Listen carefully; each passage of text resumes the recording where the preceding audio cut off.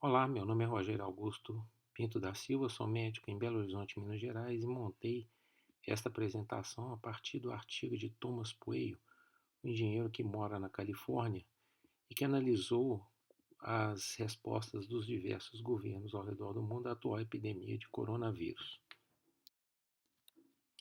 Essa epidemia começou então em dezembro de 2019 na China.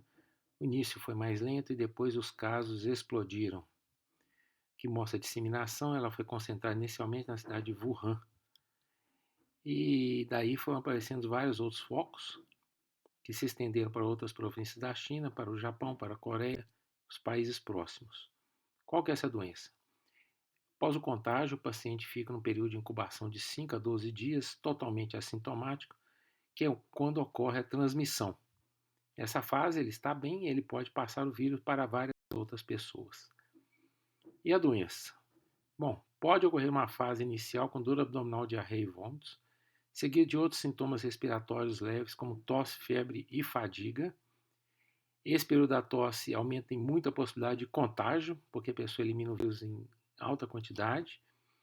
E uma parte dessas pessoas vai apresentar um quadro de pneumonia grave, que pode necessitar de internação em UTI com ventilação mecânica, que umas imagens de tomografia da pneumonia, sendo que essa costuma ser mais grave em pessoas acima de 60 anos ou naquelas pessoas que têm problemas de saúde prévios, como imunossupressão, diabetes, etc.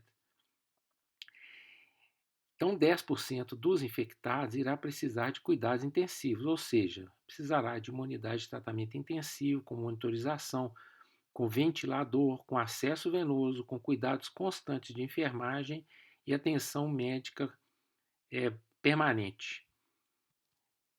O que aconteceu na China? Nós temos aqui a evolução da epidemia chinesa. Ela começou lenta, com poucos casos. Esse aqui é o Dr. Lu Wenliang, que tentou advertir as autoridades sobre essa epidemia. Não foi escutado, foi inclusive obrigado a ir à polícia, se relatar à polícia, assinar termo de compromisso que ele estava fazendo pânico à toa e que, infelizmente, em 20 de fevereiro veio a morrer da epidemia que ele estava denunciando. Os casos começaram a evoluir para a manifestação epidêmica em fevereiro, até chegar a um ponto explosivo, com pronto-socorros lotados, equipe médica exausta, morte entre trabalhadores de saúde, médicos, enfermeiros, auxiliares, quando as autoridades decidiram por uma medida drástica, o fechamento da província, ou seja, eliminar a possibilidade das pessoas viajarem e foram recomendadas ficar em casa, etc. Com isso, começou a haver uma diminuição no número de casos, mas ainda houve um número, quer dizer, um número de casos novos, mas continuou havendo uma epidemia de casos graves por causa das pessoas que já estavam contaminadas e continuaram por mais 12 a 17 dias infectadas. Aqui o que ocorreu em outras cidades. Aqui a Itália, por exemplo, o caso que ficou bem famoso aqui, pela proximidade que o Brasil tem com a Itália. O número de casos também começou devagar e de repente explodiu. Isso também aconteceu na Coreia do Sul. Quer dizer, existe uma grande corrente. Esses países que têm uma incidência muito alta, junto com eles o Irã, oculta um pouco o que está acontecendo nos outros, que são esses aqui. Também está subindo na França, na Alemanha, na Espanha. E engraçado, tem um grupinho de países aqui que não está explodindo. Quais são esses países? Por exemplo, outras províncias chinesas não está ocorrendo essa explosão. Tá vendo? Aqui a curva está achatada. Por quê? Porque eles aprenderam com Wuhan o que estava acontecendo, o que deveria ser feito. Que nós vamos falar mais na frente. Então não é inevitável, né? O número de casos estão fora da China está crescendo, principalmente no Ocidente. E o que está acontecendo? Em média, uma pessoa morre 17 dias depois do contágio. Vamos supor que apenas 1% das pessoas contaminadas estão morrendo. Então, para cada pessoa que morre, ela ficou 17 dias portando a doença e transmitindo. E, realmente, se tinha um contaminado há 17 dias atrás, na verdade eram 100. Né? Porque se é 1% dos infectados, existe 99 que não evoluíram para óbito, mas estavam doentes e estavam contaminando outros. Isso na matemática diz o seguinte: cada pessoa infectada há 17 dias atrás passou para cerca de 800 pessoas, porque é uma progressão geométrica. Número de mortes, que é a nossa grande preocupação, vai depender muito da quantidade de doentes e da qualidade do serviço de saúde. Nenhum serviço médico do mundo é capaz de suportar um número muito grande de doentes graves simultâneos. Bom, o que a gente tem visto até agora, que é os relatos da Itália e da China? Cerca de 10% dos pacientes irão precisar de cuidado intensivo. Minas Gerais, por exemplo, tem 2.795 leitos, com ocupação média de 73%. Porque eles estão recebendo pacientes com AVC, pós-operatório, infartados, e isso vai continuar acontecendo nos próximos dias. E vai chegar aos pacientes com insuficiência respiratória, precisando de respirador. Então é importante que o país haja rápido para reduzir o número de mortes. Aqui alguns exemplos de qual que são o problema do impacto sobre o sistema de saúde. Então, lotar a CTI, grande pressão de trabalho sobre médicos, enfermeiras, faxineiros, toda a administração do hospital, falta de equipamento de proteção individual para os trabalhadores de saúde, que já foi descrito na China e na Itália, quer dizer, máscaras que deveriam ser trocadas às 2 horas são usadas o dia inteiro, porque não tem outra para repor, e vai para fora aventais, etc. O próprio pessoal, trabalhador de saúde, adoece, tem que ser afastado, ou mesmo se torna paciente, ou pode vir até vir a falecer. Os próprios hospitais viram focos de infecção, quer dizer, não deveria ir ninguém para o hospital, a não ser aqueles que precisam mesmo. Outros pacientes com diversos tipos de problema não podem ser atendidos, porque as pessoas continuam tendo infarto, AVC, etc. E aumenta a mortalidade pela incapacidade de prestar atendimento médico adequado.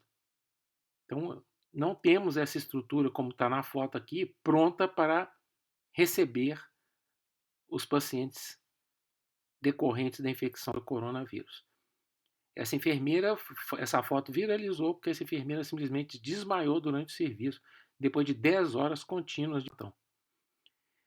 O que está acontecendo no Brasil? Por enquanto, a maioria dos doentes são a pessoal que viaja de avião, uma minoria da população. O problema é quando começar a atingir o pessoal que anda de ônibus e de metrô. Ou seja, nessa hora o contágio vai ser exponencial. O que a gente tem que fazer? Nessa fase inicial da curva, que está aqui, em roxo, são os casos que vão ficar sem tratamento se houver um pico muito grande e rápido de novos casos. O ideal é tornar essa curva toda em verde, ou seja, os casos têm que se aparecer aos poucos, gradualmente, para dar atendimento satisfatório a todos eles.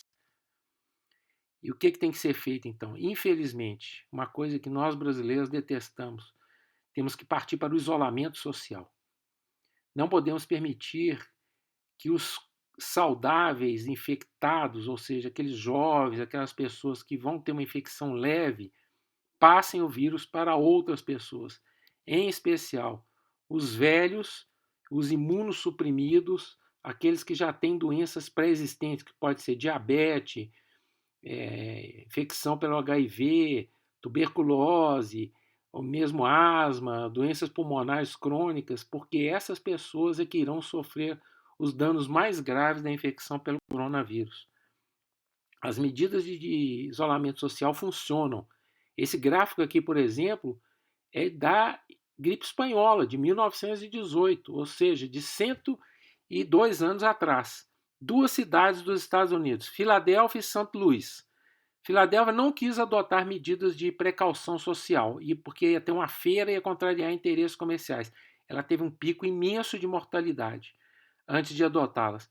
St. Louis, por exemplo, adotou medidas cedo e olha só o gráfico delas. Foi bem menos gente que morreu. Então isso já se sabe há mais de 100 anos.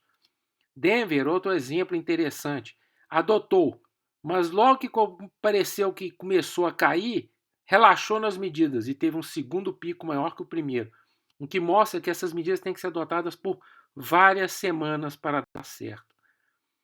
Quanto mais tempo passar sem essas medidas, mais pessoas irão morrer.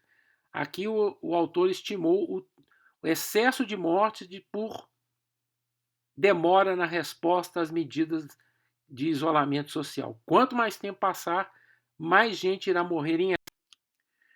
O que o governo deve fazer então?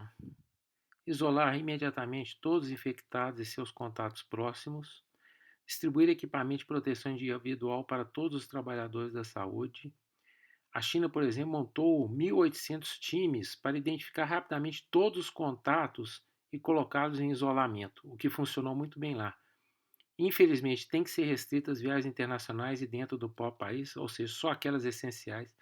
Suspender o público de atividades esportivas ou ao próprio campeonato. Suspender atividades de restaurantes, bares, cinemas e teatros. Proibir reuniões com mais de 10 a 50 pessoas. Incentivar o trabalho doméstico, bem como o ensino à distância. Proibir contato de jovens com idosos e limitar as visitas a pacientes internados.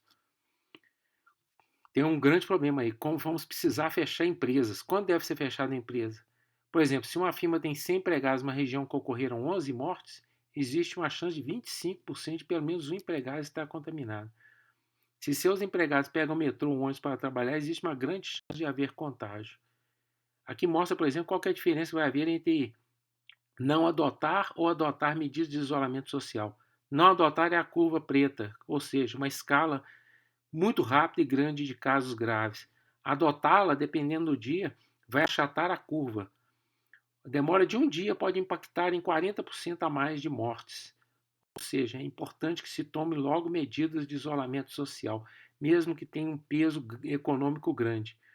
Por isso, me parece também ser inevitável a adoção de medidas keynesianas, como suspender ou adiar a cobrança de impostos e tributos, dar crédito para as empresas pagarem salários e manterem seus empregados, ou obrigar os bancos a renegociar empréstimos e suspender cobranças por 100 meses para não matar as empresas e não induzir a uma recessão pior do que a que vai vir.